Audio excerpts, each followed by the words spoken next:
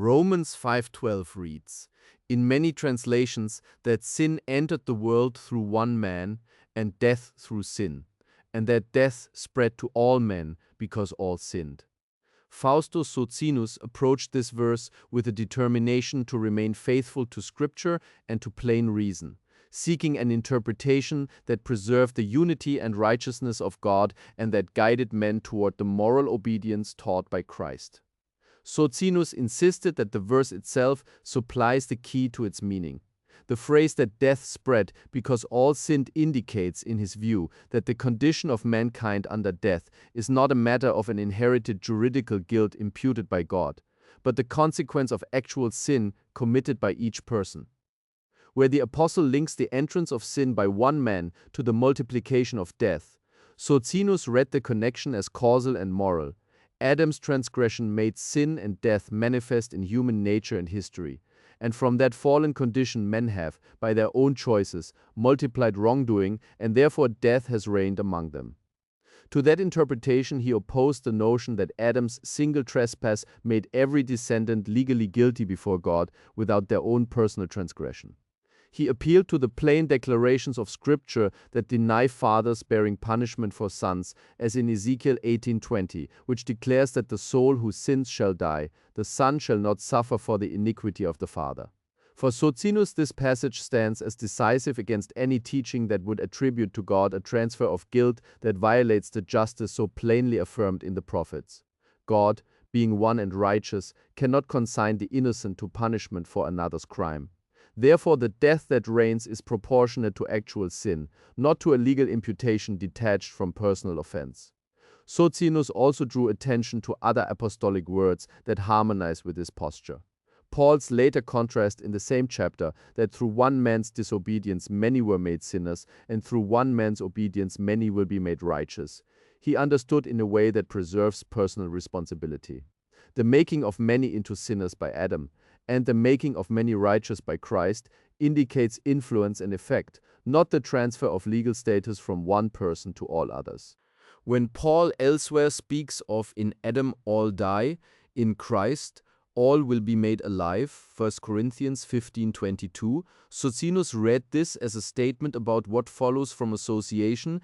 Death is the common lot brought into human experience through Adam's fall, life is the promise of resurrection, and moral renewal offered in Christ to those who accept and imitate him.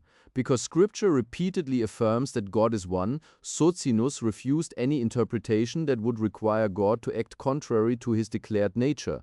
He appealed to the Shema, the ancient witness of Deuteronomy 6:4, which proclaims the unity of the Lord. "Hear, O Israel, the Lord our God, the Lord is one."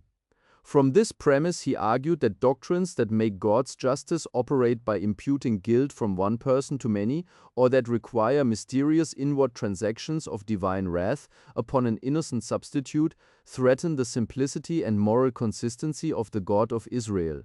The God of Moses and the prophets is the righteous judge who rewards and punishes according to deeds. To maintain that faith was the aim of Socinus' reading of Paul. This hermeneutic also shaped his understanding of Christ's work. Socinus denied that Christ's sufferings served as a judicial satisfaction, where God punishes the innocent in the place of the guilty. Such a theory, he taught, would contradict the moral order exhibited across Scripture and would render God the author of injustice. Rather, Christ's obedience and death are to be seen as the supreme example and means of moral reconciliation. By his teaching, his life of holy obedience, and by submitting to suffering rather than returning evil for evil, Christ demonstrated the path by which sinners may be reconciled to God. The benefits of Christ's obedience, therefore, are applied to those who repent and follow him. The promise of life in Christ is not a forensic imputation divorced from moral transformation, but the real renewal of those who are made alive by faith and godly conduct. Socinus pointed to the Lord's own preaching of the commandments and the call to a new life as confirmation of this view. When Jesus cites the greatest commandments, to love God and neighbor, echoing the Shema and the law, he emphasizes ethical duty and inward transformation, vergleich the counsel given in the Gospels, where the teacher of Nazareth affirms the law's requirement. This focus on active obedience and moral change fits Paul's language about the obedience of the one who brings righteousness.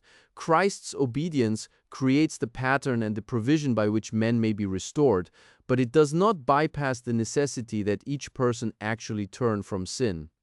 Socinus confronted passages that some used to support innate inherited guilt, such as David's confession, in which he speaks of being conceived in iniquity.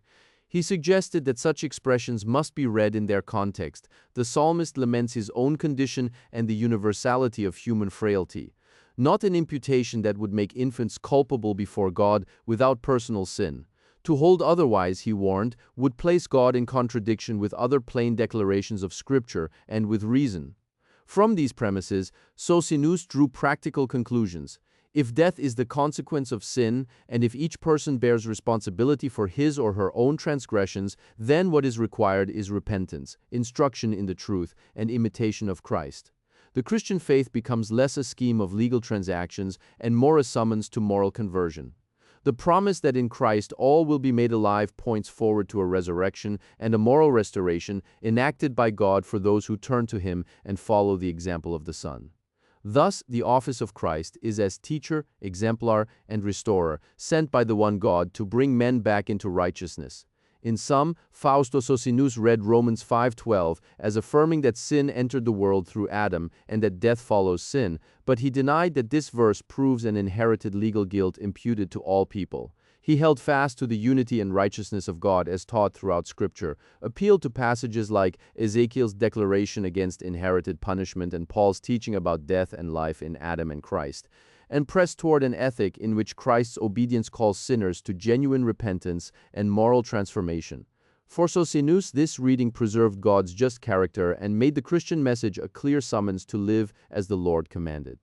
In closing, I want to encourage you, examine for yourself, search diligently. Read the Scriptures with an open and rational mind. Socinianism does not rest on tradition or church authority, but on the conviction that God's truth is rational, clear, and morally sublime. If this perspective has resonated with you and you wish to explore the biblical Unitarian view further, visit www.socinianismus.de for in-depth articles, studies, and reflections on central theological questions. If this video has been helpful, please support this work with a like and subscribe to the channel so you never miss another contribution on the unity of God, the teaching of Jesus, and the rational interpretation of Scripture. Until the next video,